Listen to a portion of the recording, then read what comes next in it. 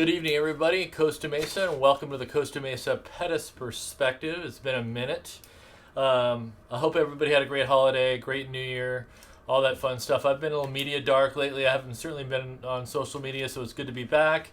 Today we're going to talk about the city. We're going to go over the City Council meeting for the 19th, this last Tuesday.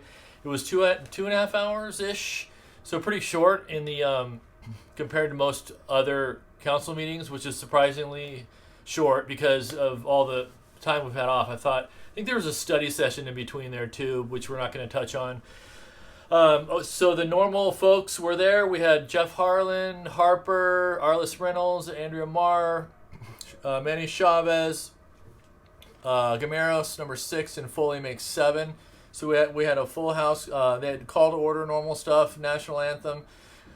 What they do is they usually go straight into public comments, which is not, sometimes it's a throwaway segment. I mean, it's an important thing to have. Sometimes there's nobody talking.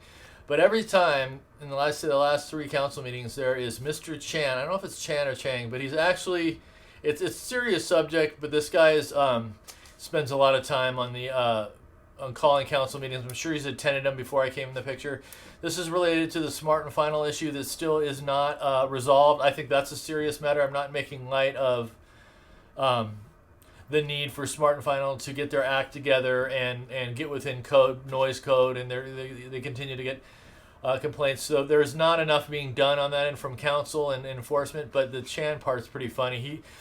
He spent several minutes going at Foley, showing his videos, and then getting mad because they bleeped his videos. And at one point he even said, he said, "Mayor Foley, you even blocked me on Twitter," and then I got her all flustered. So it was just pretty comical in my opinion, that part of it.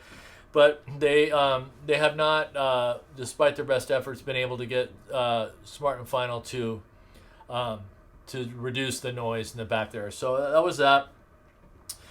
What I wasn't going to do, and I hesitate to even do it now, was comment on any national issues. Of course, we had the election. Now we have President Joe Biden. We had the Capitol nightmare that happened with the violence at the Capitol building. I agree with actually Don Harper on this one, and I feel very much the same way that in my involvement, I think things need to stay local for what we're doing here and focus on what we can do at a local level, and not use city time on the dais to talk about national issues. And I was going to steer clear from that. Not to say that I don't mind, that I won't interject my opinions, but Manny Chavez, he forced my hand on this a little bit, just because during after public comments you always have sometimes you go out of order. It's usually council member comments for items that are unrelated that are not on the agenda. So it's just kind of whatever you want to talk about as a council person. So I'm just going to read several quotes that I wrote these down as stop the video and watch this. So these are direct quotes. I'm not making fun of the way somebody talks or doesn't talk, but he said he said in relation to the Capitol attack, this he went into. He said, our parents, our grandparents, our great grandparents, our ancestors came to America for a very simple reason.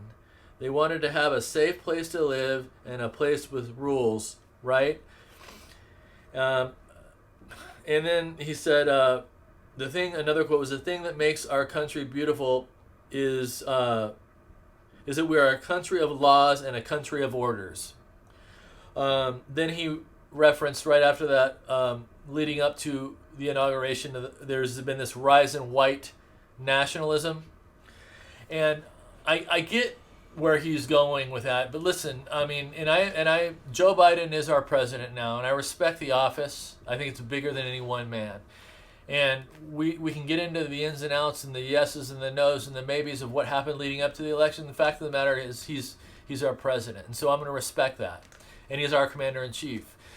But I think when people make these comments now, they somebody like Manny Chavez, he doesn't remember that we've basically for 4 years being called a racist, being called a white nationalist, as he referred to as, and a lot of these, when I say they, I'm not saying Manny Chavez has said that directly, but the media has just really lumped all people. Yeah, I voted for Donald Trump. It's not a secret, and I voted for him again. But I don't need to be lectured about coming together in peace and love, and how the rise of white nationalism now is over and everything's going to be great, because we had 4 years of Antifa, BLM, violence, calling people racist, calling anybody that believes in what Trump's doing racist, a nationalist, a Nazi. I mean, I don't know. Nazi's like the new normal now. So spare me on the lecture about Kumbaya right now, and that's all I'm going to get into on this. And again, only reason I mentioned this is because we have a sitting city council member telling us how things are, and no, I don't think that's not going to work for me. I'm not going to belabor the point. I just felt like I needed to get that off my chest. Jeff Harlan went on to say, he said, "I appreciate those very thoughtful words, Manny Chavez." Don Harper did. He said, "I'm going to refrain from commenting on this. I'd like to keep things local." Even Arliss Reynolds said the same thing. Let's focus on local. So I think that's great that we had two people from opposing sides. So I agree with that. So that's all I'm going to say on that point. The next part was the city manager report. Lorianne, I don't know if she goes by. I think it's just Harrison, but she wasn't much on the city manager report. She did mention the Othena app. Anybody who doesn't know what Othena is, it's Othena. We don't use it in the VA healthcare system, but it's the app used locally here in Costa Mesa. I don't know if it's all of Orange County. I think it is. Has been down. It's the app that the seniors can use. I think it's only seniors. Could be anybody to schedule a COVID test or get help with scheduling a vaccine or finding out when they're going to come through.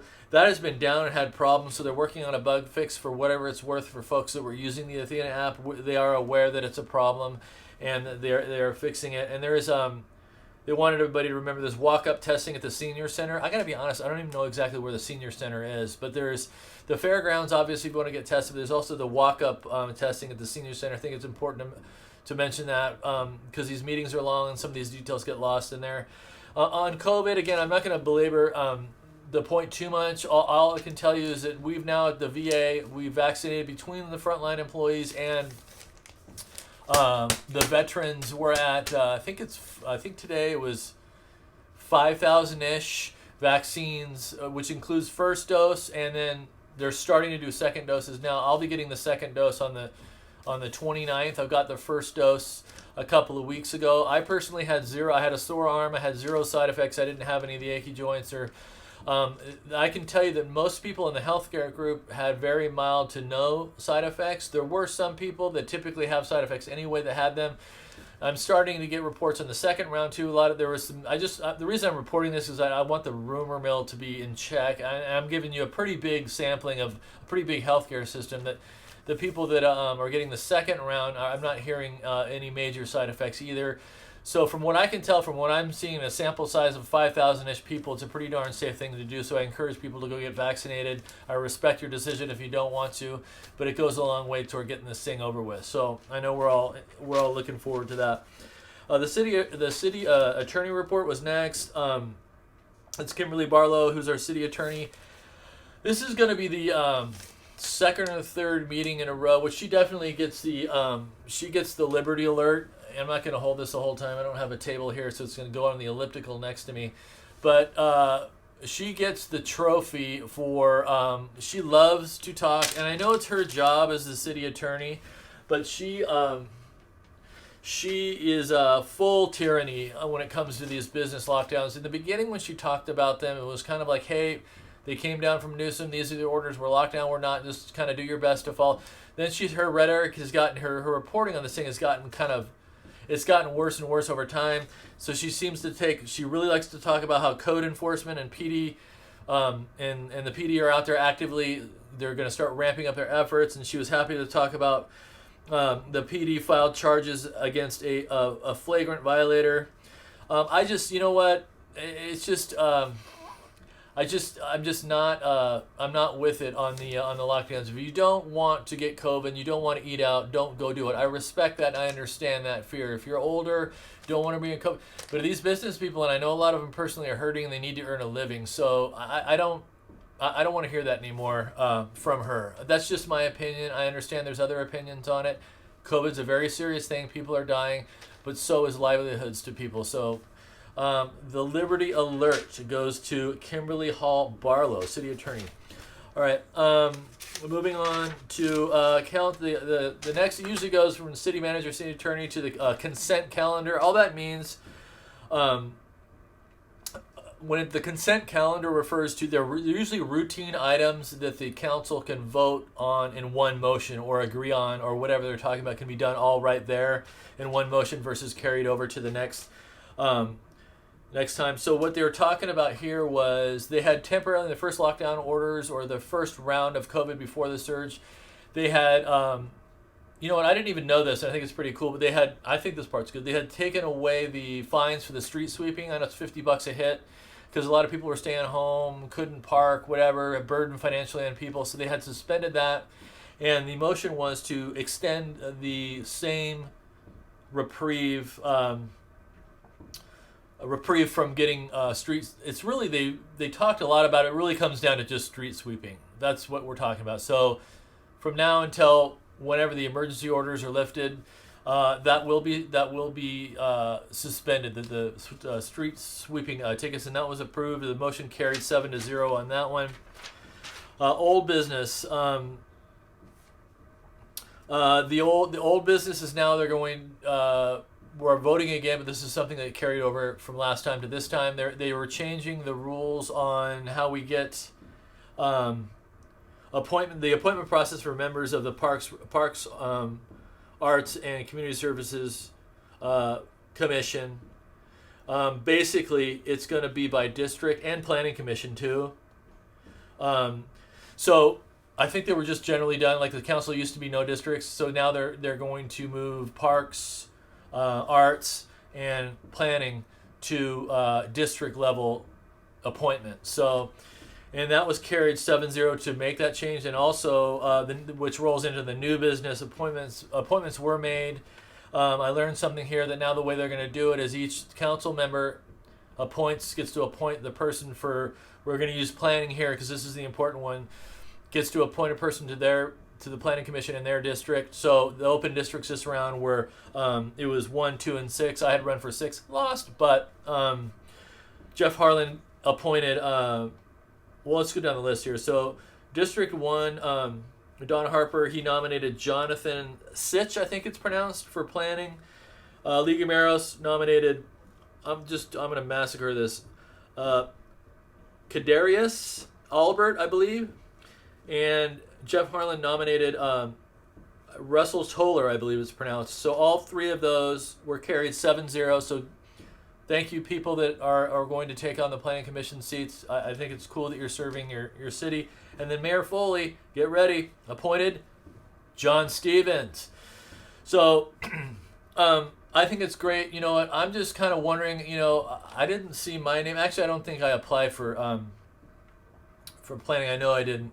But Parks, I think I did, and a couple others. So Mayor Foley, call me. I don't know if you lost my email or whatever, but Daniel Baum, I think I saw him. He actually applied too. So to get some different perspectives in there wouldn't kill anybody. But I understand when you're appointing people, you're going to appoint your friends. But so thank you, people. Honestly, in all seriousness, the ones that are going to serve on the commissions. I think it's a very noble thing to do, and I respect it a lot. And I appreciate council for getting that done.